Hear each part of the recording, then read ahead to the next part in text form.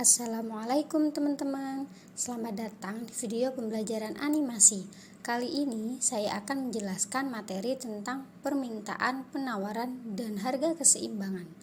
Sebelum pembelajaran dimulai, saya akan memperkenalkan saya dulu. Nama saya Aisyful Abida dari Tadris IPS 5B, NIM 12209193031. Selamat menyaksikan dan selamat belajar. Teman-teman di sini ada yang tahu tidak apa itu permintaan? Saya tahu, Bu. Dalam ilmu ekonomi, permintaan diartikan sebagai keinginan konsumen memberi sesuatu barang pada berbagai tingkatan harga selama periode tertentu. Ya, betul sekali. Selain pengertian, permintaan juga mempunyai banyak faktor loh, yaitu A. Barang itu sendiri, B. Harga barang lain yang terkait, C. Tingkat pendapatan, D. Selera atau kebiasaan, C. Jumlah penduduk. Selain pengertian dan faktor-faktor, apa ada yang lain, Bu? Oh iya, hampir kelupaan. Di permintaan juga ada hukum permintaan itu sendiri. Ada yang tahu bunyi hukum permintaan itu apa? Saya belum tahu, Bu. Saya juga belum pernah mendengar apa bunyi hukum permintaan. Oke, akan saya jelaskan. Ceteris paribus merupakan asumsi berlakunya hukum permintaan dengan faktor-faktor lain selain harga dianggap tetap konstan. Bunyi dari hukum permintaan itu sendiri yaitu jika harga suatu barang naik, jumlah barang yang diminta akan berkurang. Sebaliknya, jika harga barang turun, jumlah barang yang diminta akan bertambah. Bisa dipahami? Bisa dipahami, Bu. Oke, saya kasih contoh dulu ya. Pagi, Pak. Pak, harga cabai sekilo berapa ya? Pagi juga, Mbak. Sekilonya 100.000, Mbak. Ih, mahal amat, Pak. Iya nih, Mbak. Soalnya hasil panen gak banyak karena cuaca gak bagus. Ya sudah, Pak. Tolong bungkusin sambal instannya 1 ya. Karena di rumah butuh banget. Sedangkan harga cabai juga mahal. Oke, Mbak. Tunggu ya, saya ambilkan.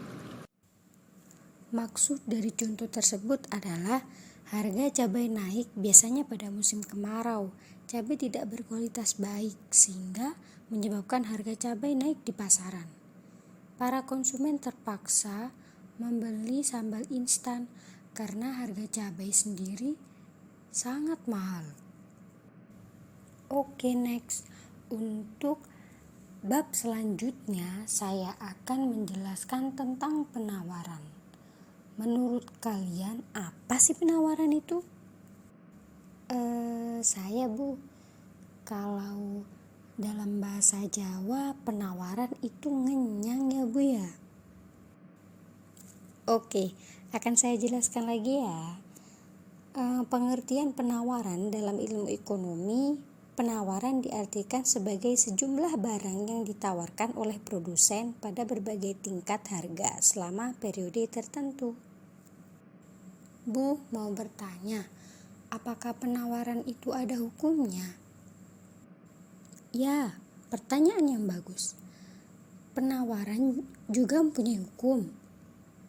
Bunyi hukum dari penawaran yaitu jika harga suatu barang naik, jumlah barang yang ditawarkan akan naik.